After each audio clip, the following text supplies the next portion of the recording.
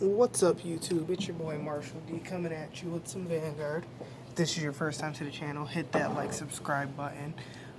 Today I'm going to do a deck profile. I told you I was thinking about doing deck profiles on Wednesday. So, we're going to do it.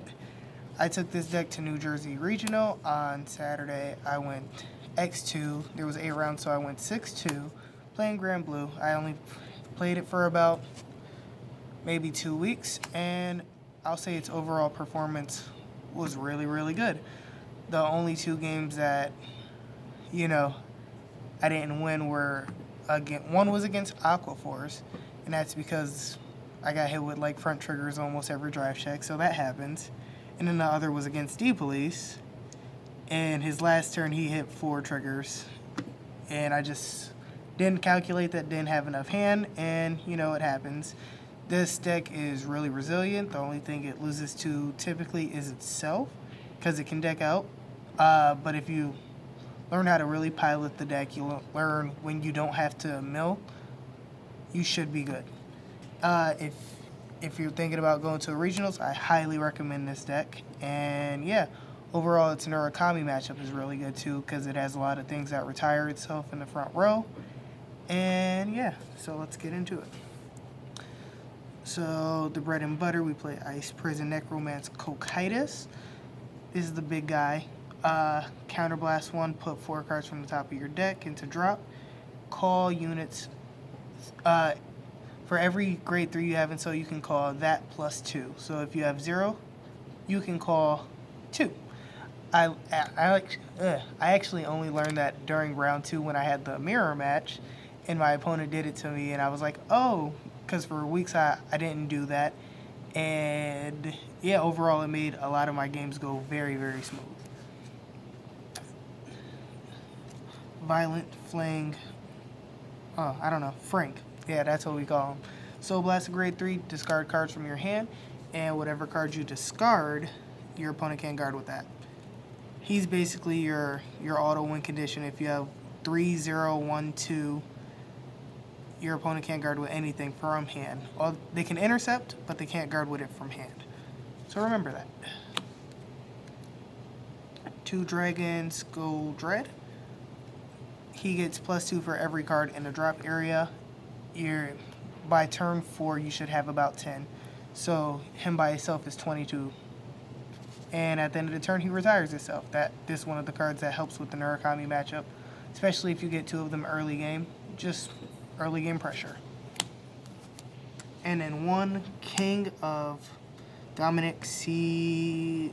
Berserk. You want to see this when you want to see this. You don't want this to be your first ride. The only ride that you really care about is Ice Prison. This is late game when your deck is at maybe, I'll say, 4 left in deck. Then you ride this, you get your Frank or you get your Skull Dread, and you just win. Alrighty. Next for the grade 2s. I played 2 Captain Knight, missed. So I guess this was an odd choice. A lot of people ask me why I played this card. Originally when I got the deck, it was in the deck, so I just played it with it. There's a better option. It's a triple rare that came in the same set as this. But if I was gonna cut one, like if I was gonna cut this for that, I would only cut 1, and I'd play 1 and 1, because this card does have uses. Like when you play it with Baskert, you counterblast, Soul Blast, you get this guy, and if you have over 10 in drop area, you can call out any unit. If not, you could still get out 3 units, and this plus this plus Romario, that's 2 units off of 2 counterblasts, which isn't too bad. Next I played this card right here. This card is awesome. He helps out with your Murakami matchup. Storm Ride Ghost Ship. So you can't normal call it, but when it attacks, it gains 15. At the end of the battle, it retires, and you draw a card. Real simple, really, really strong. This is 24 by itself. Swinging at a 12k base, they have to at minimum guard with a 15. If you hit 1 trigger, that makes it 34, so they have to guard with at least a 20k plus a 5k. If you have an intercept already in the back, that's 34, typically. Really, really good, really powerful. Some people play this at 3. I personally played it at 4 because I wanted to see this as early as possible. The faster you see it, the more cards you can draw, the more things you can see. And then Reach Aid. Van and rear, it gets +5 if you have 10 in drop. When placed, discard a card. Mill 2, get a card.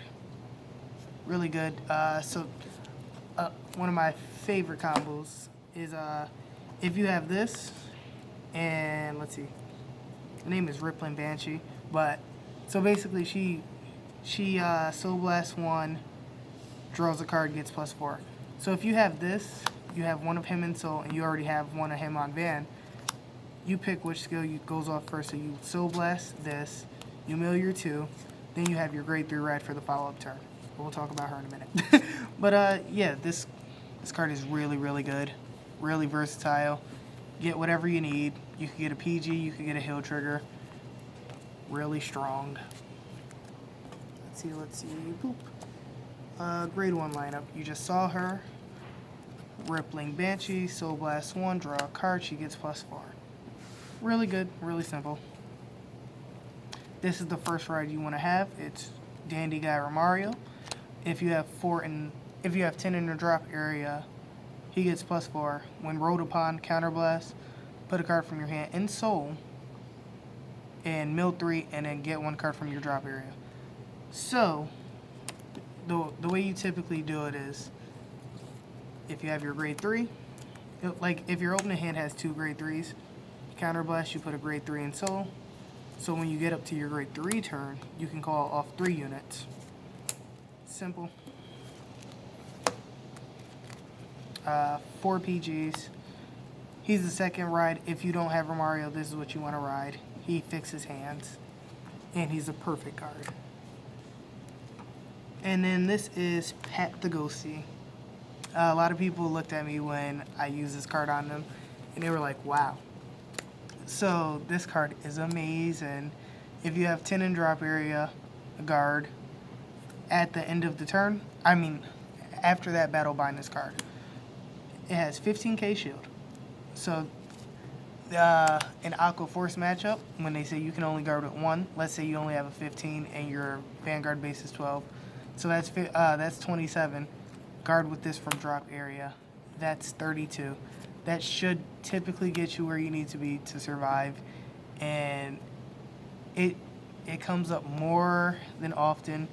Like when you run out of hand or you run out of pieces, here's this guy, and they're just like, oh, I forgot that was in there. Yeah, I didn't. He's been there. There's also a grade 3 that Neurocomies run that says if it's on the Excel gift, it gets +5 and no auto abilities can go off. So basically, if you guard with this, its auto is to bind this card. Its continuous is you can guard with this card. So if you bind this against that attack, if you guard with this from drop area with that attack, this goes back to the drop area. Just, a little free knowledge for you. And then, I played 4 heals, 4 crits, 4 more crits, 4 more crits. So I played 12 crits. Yeah, you have to play 12 crits. You don't need any draws. It's all about the tempo of the game. You want to really hit them hard, really early, and, crits help you do that. What else? But yeah, so if you're thinking of going to Nats, and if you're thinking about going to regionals, I highly recommend this deck. It's awesome.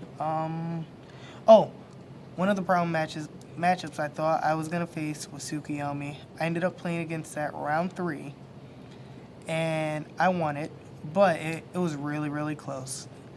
So this deck, again, it has problems with decking out if you don't manage your resources properly. So the way you beat Tsukiyomi with this deck is you just throw everything. I opened up grade 3s. I opened up 3 grade 1s, some grade 2s, no grade 3. So for they went first. So for my first ride, I rode my grade 1. I called out 2 more grade 1s, and I just swung. You just have to swing for face for that matchup, and you just have to keep swinging. And yeah, you should be okay. If you like videos like this, hit that like, subscribe button below, and I will see you later.